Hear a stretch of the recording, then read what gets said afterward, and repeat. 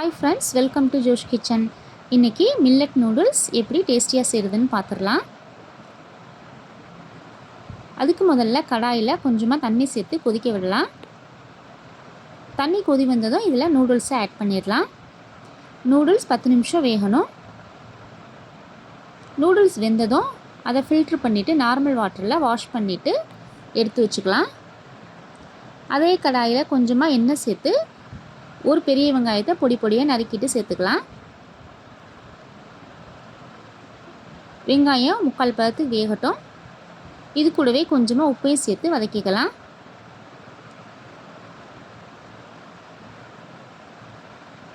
வெங்காயம் வதங்கினதும் நம்ம காய்கறிகளை ஆட் பண்ணிடலாம். அரை கப் அளவு பீன்ஸ், அரை கப் கேரட்டையும் இது கூடவே சேர்த்து நல்லா மிக்ஸ் பண்ணிக்கலாம். காய்க்கு தேவையான உப்பையும் சேர்த்து வதக்கிக்கலாம்.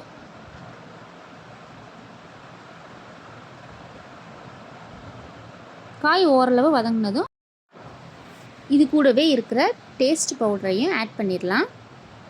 பாதியாக சேர்த்துக்கலாம். நல்லா மிக்ஸ் பண்ணிவிட்டு நம்ம வடிகட்டி எடுத்து வச்சுருக்க நூடுல்ஸையும் இது கூடவே சேர்த்துடலாம். எல்லா நூடுல்ஸையும் நம்ம சேர்த்துடலாம். காய்களோட நூடுல்ஸ் நல்லா மிக்ஸ் ஆகி வேகட்டும்.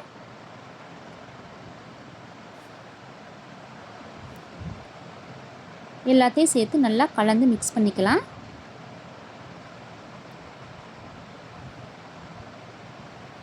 இது கூடவே மீதம் இருக்க அந்த பவுடரையும் நம்ம சேர்த்துடலாம்.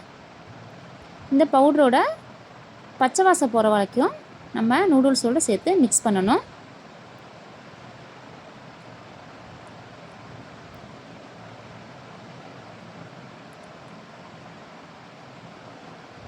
அவ்வளோதான், டேஸ்டியான மில்லட் நூடுல்ஸ் ரெடி ஆயிடுச்சு. குழந்தைங்களுக்கு சமைச்சு கொடுத்தா ரொம்ப விரும்பி சாப்பிடுவாங்க. நீங்களும் இதை வீட்டில் ட்ரை பண்ணி பாருங்கள் ஃப்ரெண்ட்ஸ். தேங்க்யூ.